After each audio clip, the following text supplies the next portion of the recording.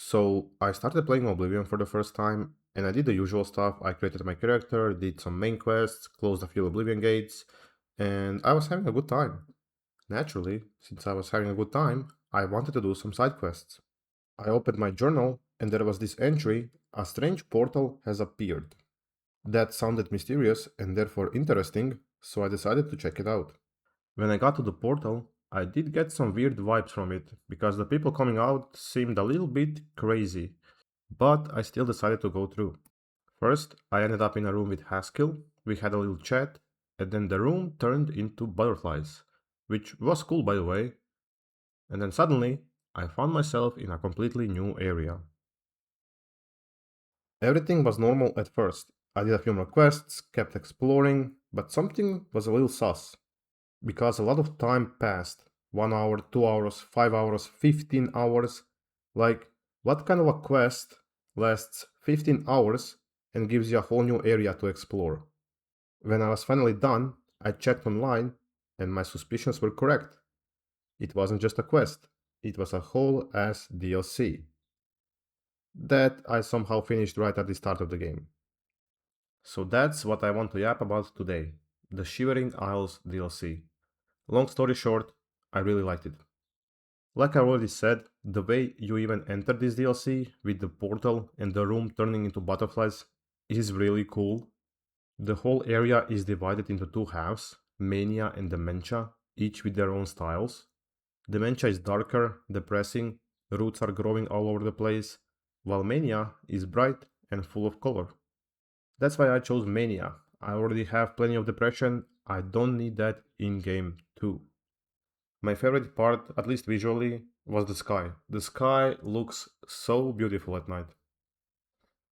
Also, quick spoiler warning before we continue, because I'll be talking about story and characters next. The story was so good and interesting all the way through. Super quick TLDR. You are working for Sheogorath, the Prince of Madness, and like the man in charge of Shivering Isles. Your ultimate goal is to stop Jiggaluk during the event known as Grey March. You'll be stopping the Grey March.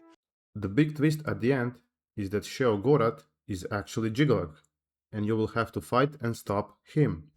Sheogorath is dead! All shall crumble before Jiggaloo!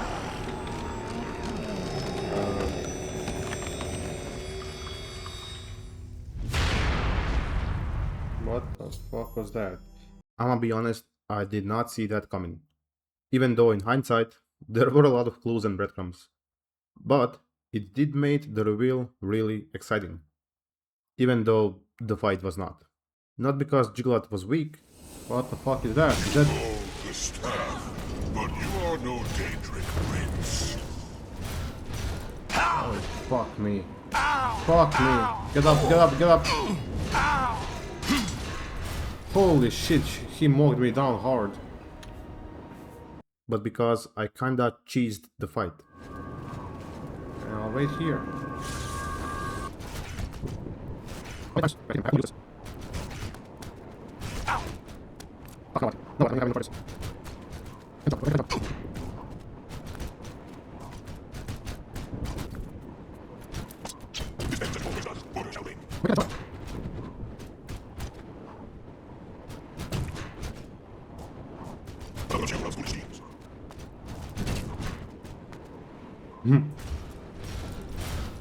Your staff does not make you a Daedra, foolish mortal.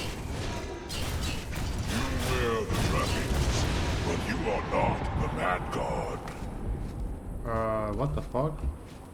It's not my fault his padding isn't better. And the characters. Man, the characters are so good. I already mentioned Sheogorath, he's my favorite, and not only in this DLC or Oblivion, but in all of Elder Scrolls games, at least so far. He's really funny, charming, mysterious, and a little bit unhinged. I'll swallow your soul and vomit it into the ever-filling chamber pot of the ageless. I loved every scene with him. There is also his servant Haskell, who I met at the start. He looks really depressed, but I'm not surprised. Between you and me, if he's not summoned 3 or 4 times a day, I don't think he feels appreciated. Then there are the Duke and the Duchess with their own affairs. There is also a random dude who can't sleep near a wall. That was pretty funny. J-Red Ice Veins. First of all, cool ass name. Second of all, he helped me defeat Gatekeeper. Like a real Giga Chad. Oh, I missed. I missed again. Holy shit, we actually got him. There is also some kind of a witch. She does experiments on humans, and I did not stop her, because who am I to get in the way of progress? There are also a lot of choices in this DLC, and not meaningless ones, but ones that actually affect the plot and the world around you. First, you choose between mania and dementia. Funnily enough, this one doesn't have that big of an impact. You can still go to both areas anyway. You can choose who you want to kill, the Duke or the Duchess, and depending on your choice, you become either Duke or Duchess. You'll need to control one of the Courts of Madness.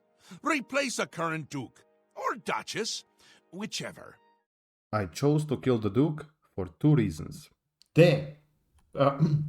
Why do you approach the Duchess of Dementia? There is also a choice of who will relight the Flame of Agnon, Dark Seducers, or Gold Saints. I chose the Saints since I already leaned toward Mania. If you choose the Gold Saints, later on they're gonna be nice to you, say hi, thank you and stuff like that, while the other ones are gonna be rude, and vice versa. I love choices in games, especially the ones that matter, so I enjoy this a lot. And then there are quests, and you guessed it, they are great. There are of course a couple of fetch quests. For example, one of the first ones I ran into was helping a sick, apparently dying bartender to get some kind of a cure. Bring me back the remedy, and I will reward you well.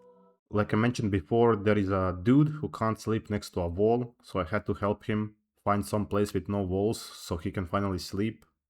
There are a few quests where you need to do some investigating, like the one where you have to find out who wants to kill the Duchess.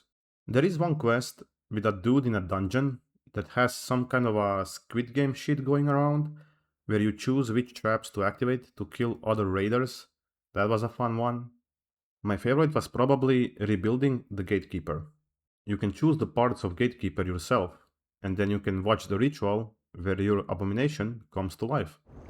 Honored Daedra, fear not thy abasement. Thou shalt be the holy in this temple. I bind thee, Astronaut, to What the this fuck? body. Henceforth, gatekeeper of the Shivering Isles. Overall, really cool and interesting quests. I really enjoyed playing through them.